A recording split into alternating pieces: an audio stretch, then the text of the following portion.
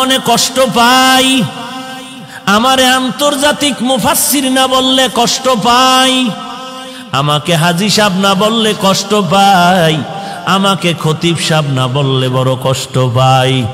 আমি প্রিন্সিপাল, আমি মুফতি সাহেব, আমি মুহাদ্দিস, এটা দাবি করে কত গর্ববোধ করি, কত অহংকার।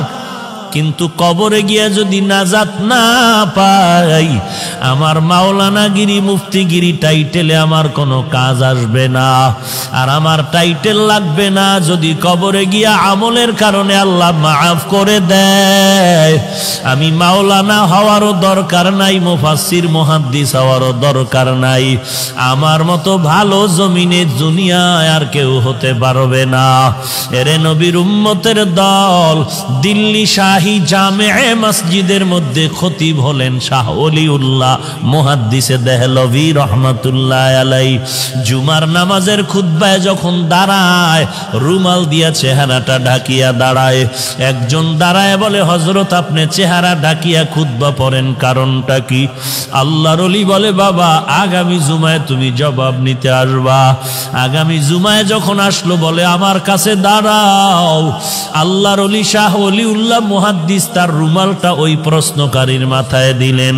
প্রশ্নকারী একটা চিৎকার দিয়া বেহুশ হয়ে জমিনে পড়ে গেল। হুশে আসার পরে বলে, বাবা রুমালটা মাথায় দেওয়ার কারণে তুমি চিৎকার দিলা কেন?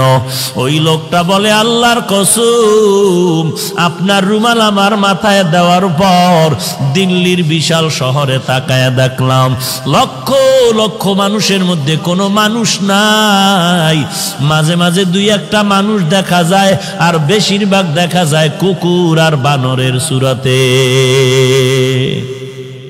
গর্ব সুরত আদমি ইনসাবুদে আহমদবু জাহলো হামেক সাবুদে আদমিরা আদমিয়ত লাজিমাস্ত উদেরা গরবুনা বাশুদ হি জামাস।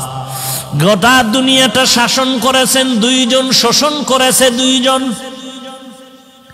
একজন শাসনকর্তা সুলাইমান পয়গম্বর, আর একজন শাসন করেছিলেন বাদশাহ যুলকারনাইন।